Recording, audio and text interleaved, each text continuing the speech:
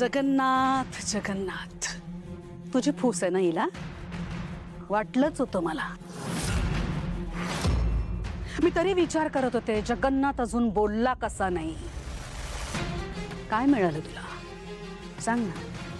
माझ्या कुटुंबाची, माझ्या घराची राख रांगोळी केलीस. काय मिळालं तुला जगन्नाथ? पण आता तुम्ही दोघही जण कान उघडून ऐका.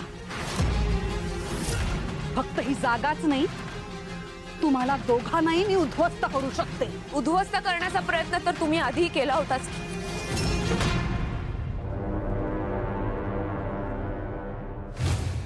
पण बघा, आज मी तुमच्या समोर खंबीरपणे आणि ताठ मानेने उभी आहे. आणि तुमची ती अट मान्य आहे मला. जाऊ. पण एक गोष्ट लक्षात ठेवा, तुमच्या धमकीला घाबरून मी हे मान्य नाही करत आहे. पण माझीच तशी इच्छा आहे म्हणून मान्य करते. माझा सारंगशी किंवा तुमच्या कुटुंबाशी कोणताही संबंध उरलेला नाहीये.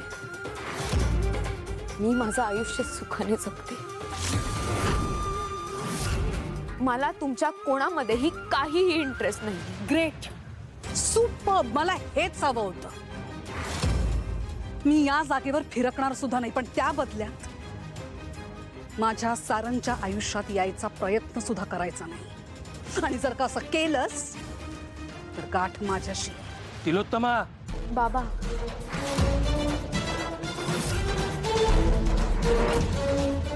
आता तुम्ही पण एक गोष्ट लक्षात ठेवा. आता ही जागाच काय तर माझ्या आणि माझ्या माणसांच्या आसपासही तुम्ही किंवा तुमची माणसं दिसता कामा नयेत.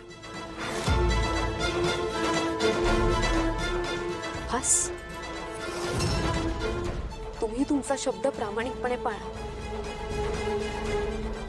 मी पाळेन माझा शब्द. धन्यवाद.